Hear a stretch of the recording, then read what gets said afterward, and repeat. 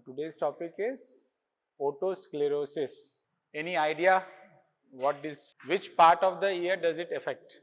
Otosclerosis. What does this tell? क्या मतलब हुआ otosclerosis का?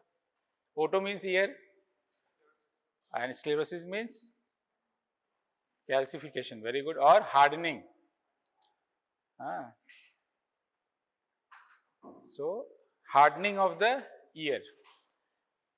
जैसा कि उसका टर्मिनोलॉजी बता रहा है, but this is specifically disease of which part of the year?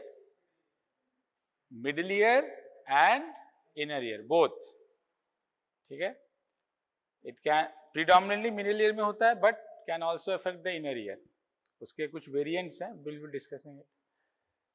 सो पहले तो ये जानना है कि कहाँ इफेक्ट कर रहा है, कोई भी डिजीज किस पार्ट ऑफ द ऑर्गन पे इफेक्ट कर रहा है. तो यहाँ पे ईयर के मिडिल और इनर ईयर को इफेक्ट कर रहा है. क्या इफेक्शन है? हार्डनिंग हो रहा है, some sort of hardening is happening. तो बेसिकली इसमें हो क्या रहा है कि this conductive mechanism of hearing, जैसा कि फिजियो में हमने डिस्कस किया था कि sound waves travel in the extraordinary canal, strikes the tympanic membrane, sets the ossicular chain into vibration. That energy is transmitted to the inner ear via which window? Oval window. ठीक है, and that sets into motion the inner ear fluids. That fluid called the perilymph will move in a wave-like pattern, just like जैसे ढेउ जैसे चलता है उस type से, and it will in turn set into motion what? The basilar membrane that lies in the scala media part.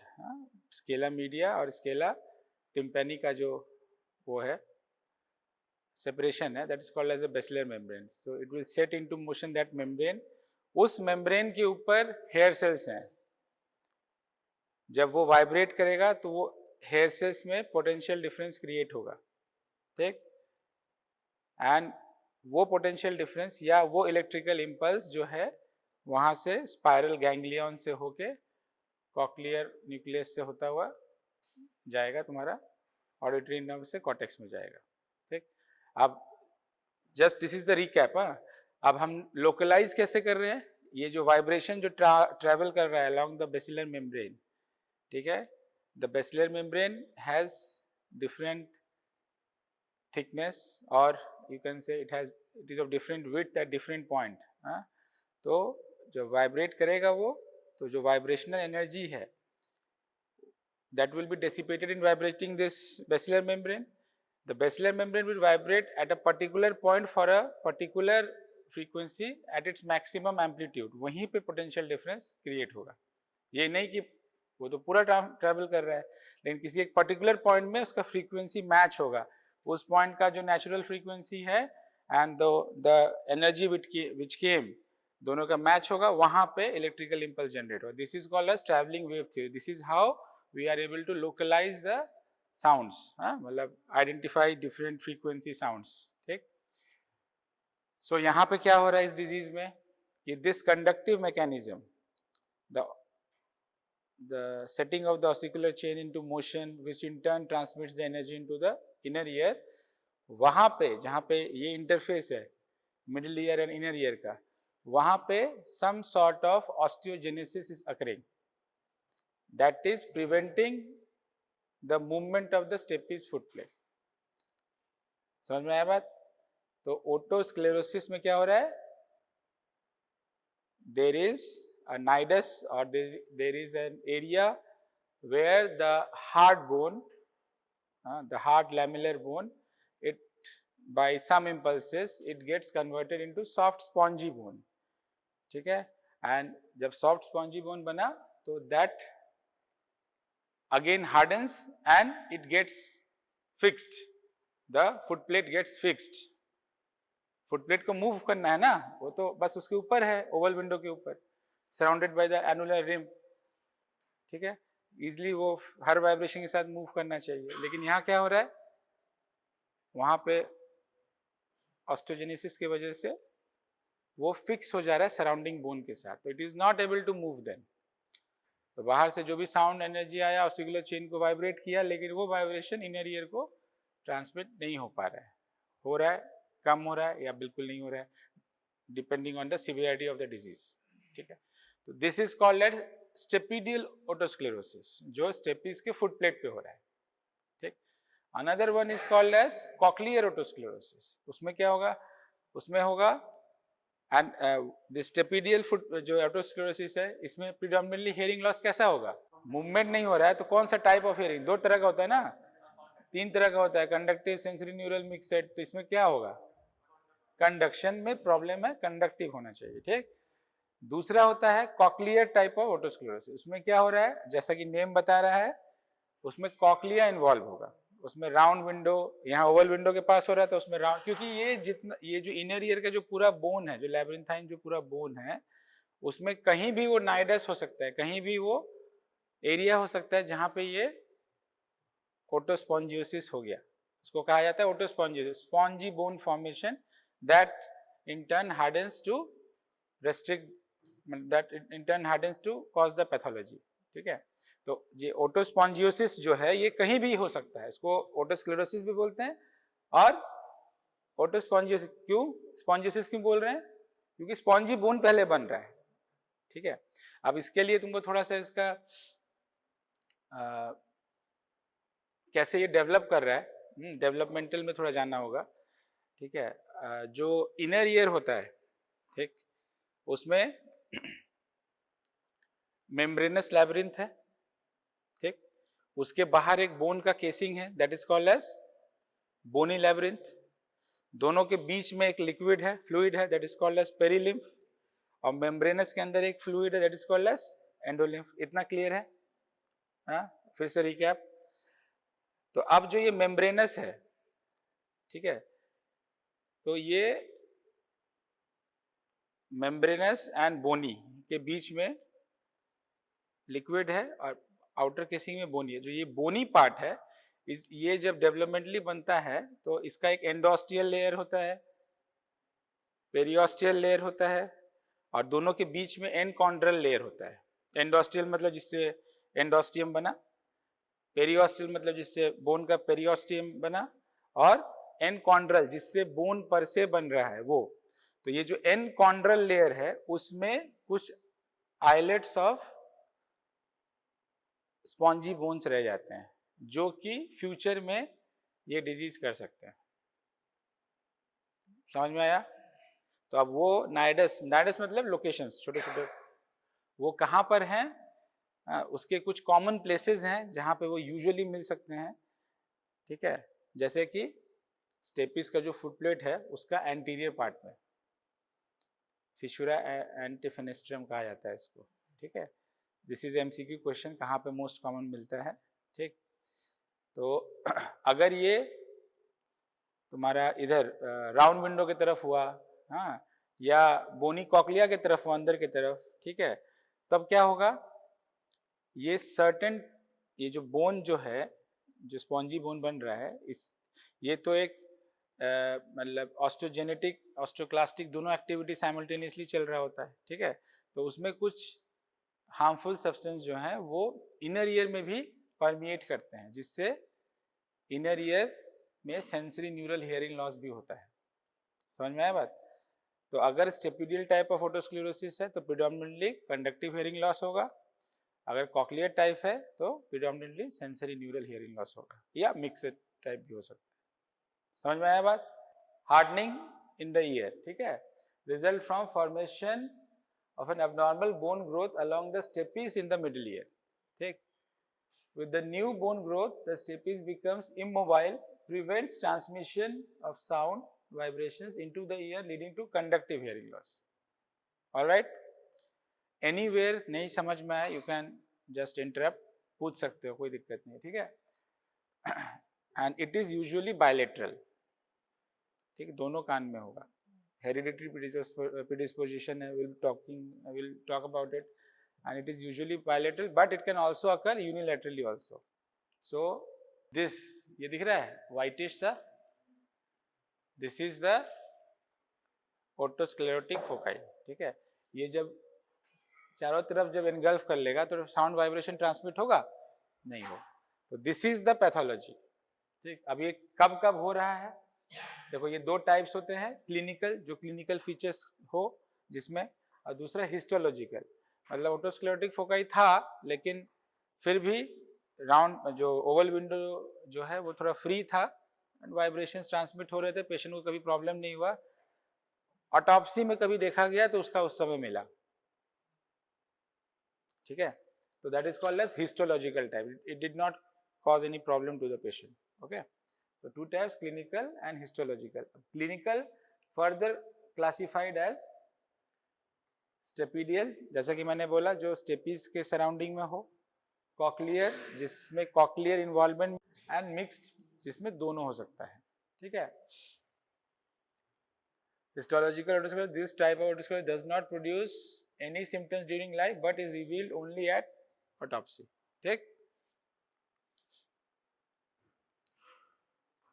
These terms are very important, हाँ, क्योंकि MCQs में you will be given these type of terms: histological otosclerosis, stapedial otosclerosis, cochlear otosclerosis, stapedocochlear otosclerosis. But if these terms are given, don't think something out of somewhere has come. These terms are there and you will have to learn these terms. उसके नाम में ही उसका meaning is hidden, ठीक है। So what are the types of stapedial otosclerosis?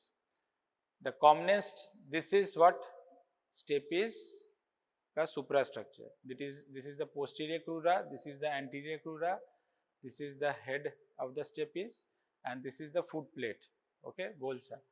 And what is this? What is attached on the head of stapes? Very good, stapedial muscle, okay, stapedius muscle, okay.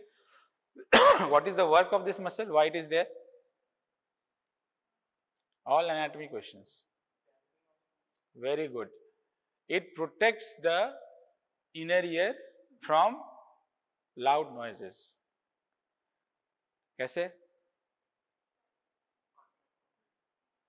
It will, suppose after a certain threshold that is already programmed around about 80 to 90 decibels, around about 80 decibels. So 80 decibel of sound is projected to a normal ear. So utna tez vibrations will go inside, set into motion the tympanic membrane into vibration, the ossicular chain into vibration.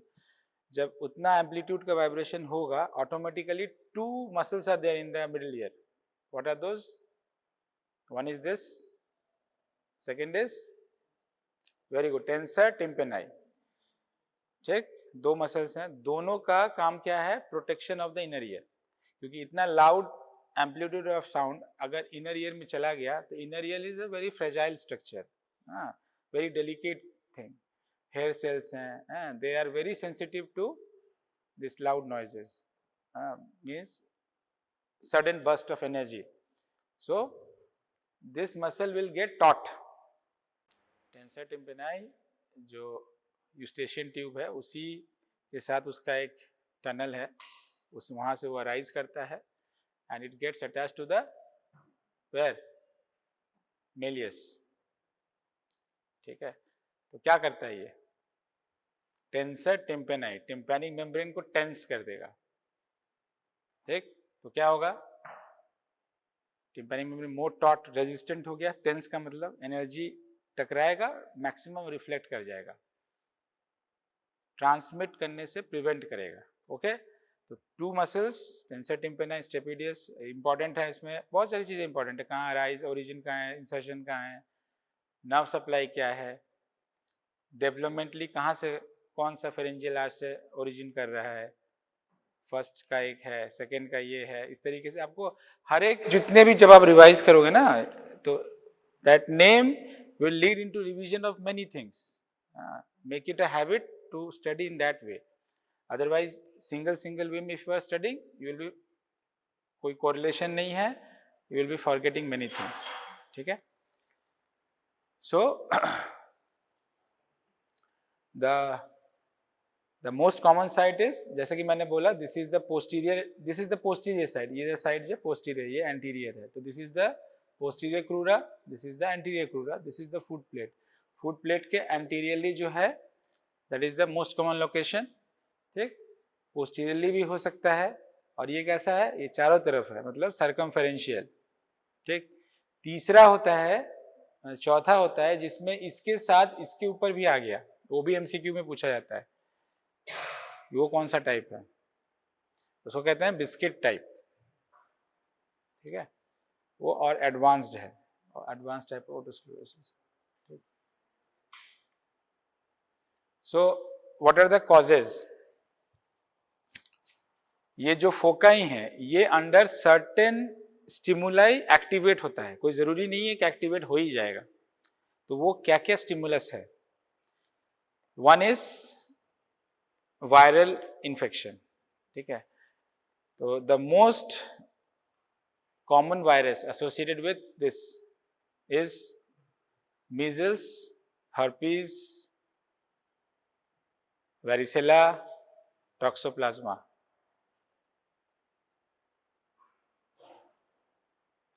Options बताओ, क्या हो सकता है इसका answer?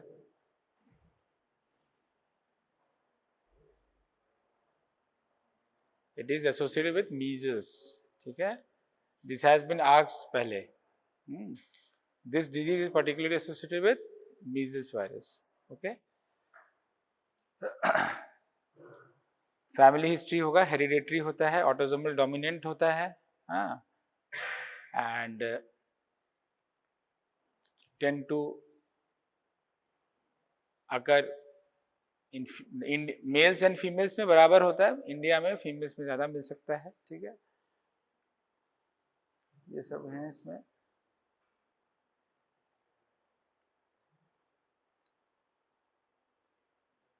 So what are the this clinical manifestations? क्या क्या इसमें आपको मिलेगा? अच्छा, इसमें एक सिंड्रोम होता है, एक सिंड्रोमिक एक कंडीशन है, wander heave syndrome. Wander heave syndrome, उसमें क्या क्या होता है? Very famous syndrome. ओटोस्क्लेरोसिस होता है, ब्लू स्क्लेरा होता है. क्या स्क्लेरा? ब्लू कलर का sclera. And osteogenesis imperfecta, fragile bones, recurrent fractures, trivial fractures के उसमें हिस्ट्री होता है. तो उसमें भी उस सिंड्रोम, ये सिंड्रोमिक एनोमली में भी ये मिलता है otosclerosis. Okay, one more thing, it gets activated at times of pregnancy. Okay, so all these things you will be asking to the patient if the patient presents to you and you are suspecting कि ये ओटोस्क्लेरोसिस हो सकता है. ठीक है, female patient pregnancy का भी history लोगे, उस समय तो नहीं बढ़ गया था आपका प्रॉब्लम जो है. Okay, so what are the clinical manifestations? पहला, हेयरिंग लॉस. ठीक, simple. Second, hearing loss stapedial वाले में है तो, और सेकेंड कॉक्लियर वाले में है तो सेंसरी न्यूरल हेयरिंग लॉस हो सकता है. और कॉक्लिया या इनर ईयर में सब जाएगा उसके सब्सटेंसेस, तो क्या होगा? वर्टिगो हो सकता है. ठीक, और टेनिटस हो सकता है. ठीक, तो ये तीन मोस्ट इंपॉर्टेंट कंप्लेंट्स हैं. क्या क्या? Hearing loss, vertigo, tinnitus. ठीक है, and this headache and notalgia can also occur. So buzzing in the ear is tinnitus. Okay, so how we will diagnose it? History में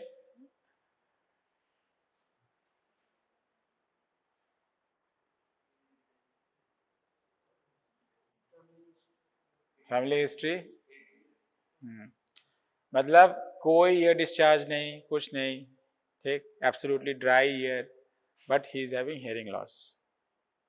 family history might be present. ठीक है, कभी viral aetiology हो सकता है, हाँ, क्योंकि जेनेटिक फैक्टर भी इसमें इन्वॉल्व है, ठीक है। अच्छा, फिजिकल एग्जामिनेशन में क्या होगा, मतलब on examination during otoscopy what you get, this is a disease involving the medial wall of the middle ear ना, टिम्पैनिक मेम्ब्रेन में तो कुछ हो नहीं रहा है, बट स्टिल समटाइम्स अगर ये ओटोस्क्लेरोटिक फोकाई अगर प्रोमोन्ट्री के ऊपर है, किसके ऊपर है, प्रोमोन्ट्री, प्रोमोन्ट्री क्या होता है, जो बल्ज है, बेसिलर टर्न ऑफ कॉक्लिया का जो बल्ज है, हाँ, जिसके पोस्टीरियरली सुपीरियर इंफीरियर तुम्हारा ओवल एंड राउंड विंडो होता है, ठीक है, वो बल्ज कभी कभी पिंकिश कलर का होता है,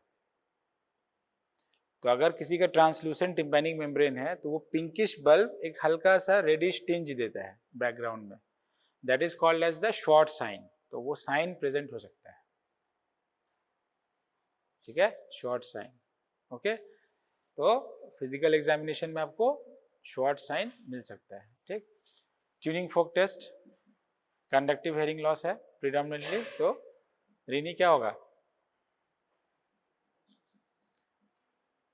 negative means bone conduction will be better than air conduction, ठीक, एंड वेबर क्या होगा, lateralise to the worst ear, जिधर कान खराब है उधर ही लेटरलाइज हो जाएगा, ठीक। रीनी वेबर को ना हमेशा प्रैक्टिस किया करो, नहीं तो मतलब यही कंफ्यूजन लास्ट मोमेंट तक रहेगा, क्लियर कॉन्सेप्ट, कभी कभी not once in a while, हाँ, कभी कोई हेयरिंग लॉस का टॉपिक आया तो रीनी वेबर आपसे वही पूछा जाएगा, तो आपने उसको जस्ट अपने दोस्त के साथ एक बार उसको रिफ्रेश कर लिया, आपको उस समय आप भूल गए हो, दोबारा से आपने पढ़ लिया तो वो फिर से कंसोलिडेट कर गया, ऐसे आप अगर 10, 15, 20 बार करोगे तो वो रिफ्लेक्सली आपके उसमें आ जाएगा, and it is asked in the MCQ, ठीक है, it is a important question, क्योंकि it is a confusion creating type question ना, तो ऐसे ही क्वेश्चन पूछा जाए, स्ट्रेट फॉरवर्ड क्वेश्चन थोड़ी ना पूछेगा कोई, उनको पता है कि अगर आप नहीं पढ़ के आए हैं या आपने इसको बार बार नहीं वो आपस में डिस्कस किया तो आप इसको गलत कर ही दोगे, आप ट्रैप में फंसोगे, ठीक है, तो इसलिए आपसे वो पूछा ही जाएगा, तो आपको बार बार उसको रिवाइज करना है, ये नहीं कि जब एग्जाम में पूछा जाए तभी बस पढ़ के जाएंगे, ठीक है। ओके, ऑडियोमेट्री टेस्ट में क्या होगा, ऑडियोमेट्री आप लोग को पढ़ाया नहीं गया अभी तक, सो ऑडियोमेट्री में there are two types of tracing for each ear, one is called as the bone conduction tracing, one is called the air conduction tracing, तो इस डिजीज में there is a classical dip, means the tracing falls abruptly at 2000 hertz, the bone conduction classically falls abruptly at 2000 hertz, why does it fall, because middle ear जहां पे ये हो रहा है disease process, उसका जो नेचुरल फ्रीक्वेंसी है, हर चीज का एक नेचुरल फ्रीक्वेंसी होता है, even this thing has a natural frequency, मतलब when it is subjected to that frequency it will vibrate at its maximum amplitude, I give the example of vibration of the dashboard of the car at the start of the when you are starting to drive, why, because उसी समय engine का जो frequency है vibratory that matches the this natural frequency of the dashboard, everything has a natural frequency, जैसे ही उसके साथ match हुआ ट्रांसडेंटली बहुत तेज वाइब्रेट किया, उसके बाद जैसे ही उसके ऊपर गया उससे नीचे आया बंद हो गया, समझ में आया बात।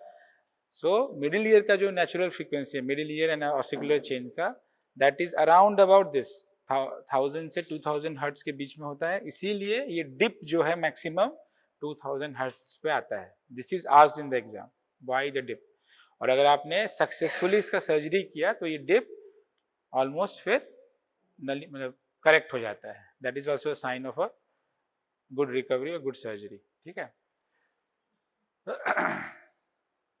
सो ऑडियोमेट्री टेस्ट में क्या होगा, there will be a dip in the bone conduction graph of the pure tone audiometry at 2000 hertz, and this dip is called as Cahart's notch, okay, Cahart's notch,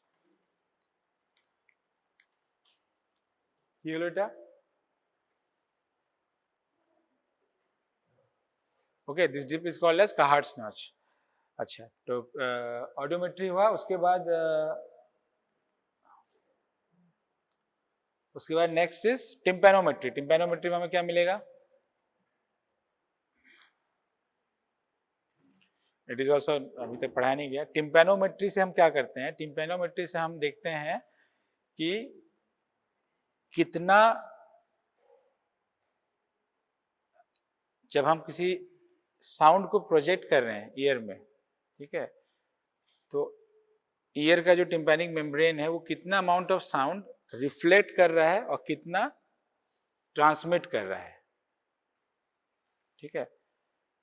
तो टिम्पैनोमेट्री में हम ये इसको कहते हैं इम्पीडेंस ऑडियोमेट्री। इम्पीडेंस ऑडियोमेट्री में दो part होते हैं, एक होता है टिम्पैनोमेट्री और दूसरा होता है acoustic reflex.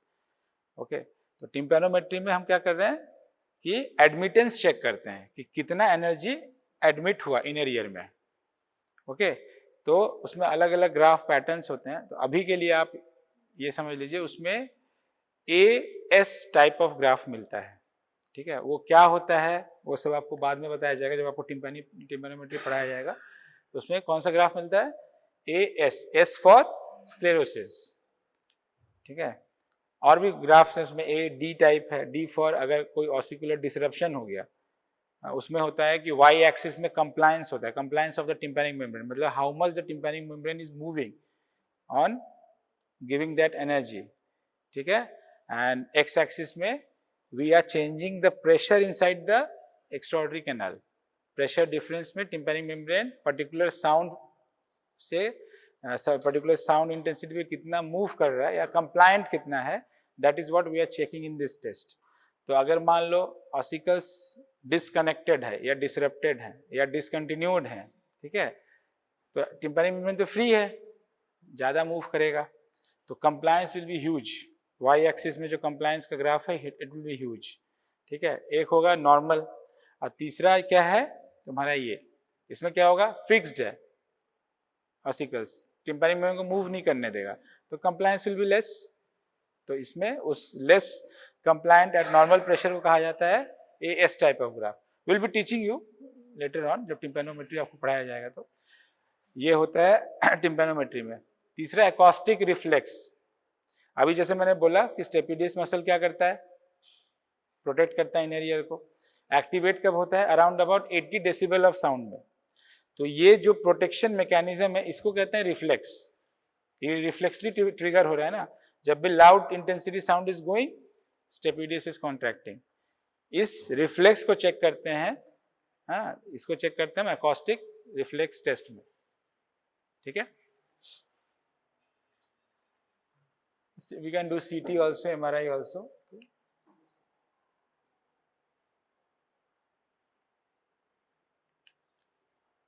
So what are the treatment of otosclerosis? पहला ट्रीटमेंट है कि आप हेयरिंग एड दे सकते हैं पेशेंट को। Augment, you augmented the hearing, hearing aid से हो गया, ठीक है। दूसरा क्या है? दूसरा है कि मेडिकल मैनेजमेंट सोडियम फ्लोराइड लिखा हुआ है, बट यूजुअली ज़्यादा इफेक्टिव नहीं होता है। The idea is it helps in maturation of the foci, ठीक है। वो आसपास के बोन को भी ना इन्वॉल्व करे, इसलिए छोटे एरिया में ही जल्दी मैच्योर कर जाए, इसलिए सोडियम फ्लोराइड देते हैं। But you should know about it. तो मेडिकल में sodium fluoride we are giving, conservative management में we are giving this hearing aid, ठीक है। Third is surgical. सर्जिकली कैसे करेक्ट करेंगे? सर्जिकली पैथोलॉजी क्या है? सर्जिकली कैसे करेक्ट करेंगे?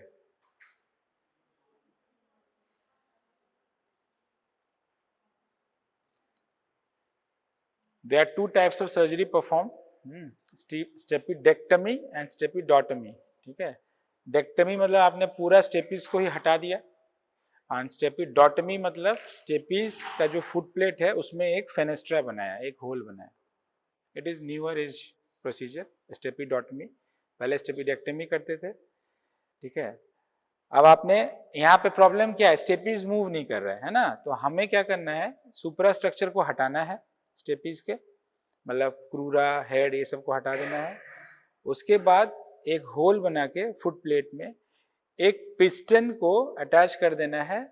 उस होल का एक एंड में रहेगा वो, दूसरा एंड कहाँ रहेगा? इनकस के साथ अटैच रहेगा, ऑसिकुलर चेन कंप्लीट हो गया, अब वो मूव करेगा। ये प्रिसाइज सर्जरी, हाँ एकदम मेजरमेंट्स ठीक होने चाहिए, नहीं तो ये पूरा लाइफ लॉन्ग उसको प्रॉब्लम करेगा, वर्टिगो होगा, टिनिटस होगा, सब कुछ होगा, क्योंकि आप इनर ईयर में फेनेस्ट्रा बना रहे हो फुट प्लेट में, ठीक है। तो it is very precise surgery, very precisely done, if done in a good manner gives very good on table result, table पे ही उसको सुनाई देना शुरू हो जाएगा, ठीक है। ठीक है, आइडिया समझ में आया। अब स्टेपिडेक्टमी में पूरा का पूरा स्टेपीज के फुट प्लेट के साथ हम हटा दे रहे हैं, तो बड़ा सा ओवल विंडो ओपन हो जाएगा। ओवल विंडो के अंदर क्या होता है, पेरिलिम्फ होता है, ठीक। तो वो तुम्हारा वो करेगा, क्या कहते हैं, वहां से ऊज आउट कर सकता है, ठीक। इसीलिए stapedotomy is safer, okay. Which is stepidotomy, modern surgery called stepidotomy is performed by drilling a small hole in the stapes foot plate with a micro drill or laser and insertion of the piston like prosthesis. अब ये prosthesis जो है ये किस material का होता है, Teflon prosthesis हो सकता है या टाइटेनियम भी यूज कर सकते हैं हम लोग, ठीक है।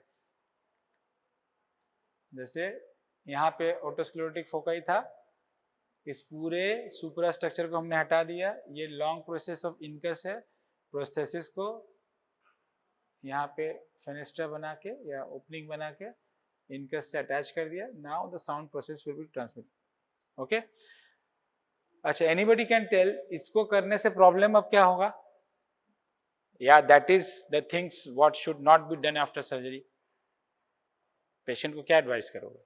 स्टेपीज के यहाँ पे कौन सा प्रोटेक्टिव मैकेनिज्म था, स्टेपिडियस टेंडन था, वो भी काट दिया आपने, वो भी हट गया, तो अब प्रोटेक्शन टू लाउड साउंड होगा, उसको रिफ्लेक्स जनरेट हो रहा है, लेकिन स्टेपीज ही तो नहीं है ना, उसके ऊपर का मसल है, इसीलिए उसको हम अवॉइड करने बोलेंगे कि loud area, loud sound exposure में नहीं जाना है।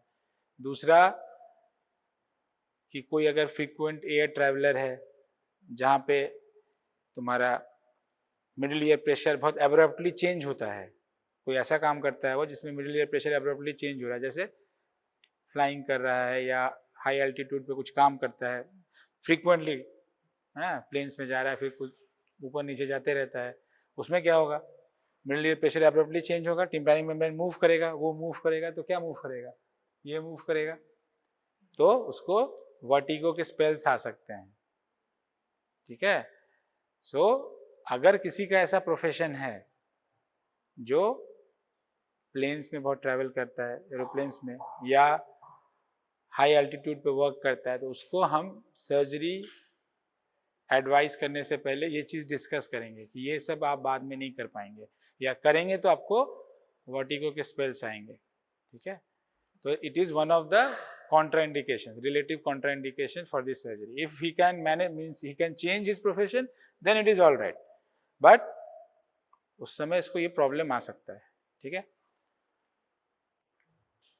सो कॉम्प्लिकेशंस ऑफ सर्जरी क्या क्या हो सकता है, चूंकि हम इनर ईयर को टच कर रहे हैं, हाँ, तो iatrogenic we can cause deafness, okay, we can introduce infection, again dizziness can happen, pain and bleeding can also occur.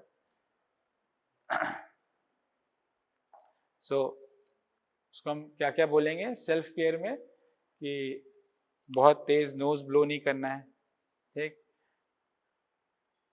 ठंड से बचना है क्योंकि मिडिल ईयर में इन्फेक्शन होगा, विंडो आपका ओपन है, इनर ईयर में जा सकता है, ठीक है। अवॉइड लिफ्टिंग एंड स्ट्रेनिंग, ठीक है। Avoid getting water in the year for 2 weeks, obvious reasons, हाँ, क्योंकि आप मिडिल ईयर में कोई इन्फेक्शन नहीं करना चाहते हैं, ठीक है। So now the question is कि when you will not advise this surgery to what group of patients, एक तो ये बोल दिया मैंने, हाई ऑल्टीट्यूड वर्कर्स में, या नॉइजी इन्वायरमेंट में जो काम करते हैं, या जो फ्रीक्वेंट फ्लायर्स हैं, ठीक, और कौन कौन से ग्रुप हैं। If it is the only hearing ear,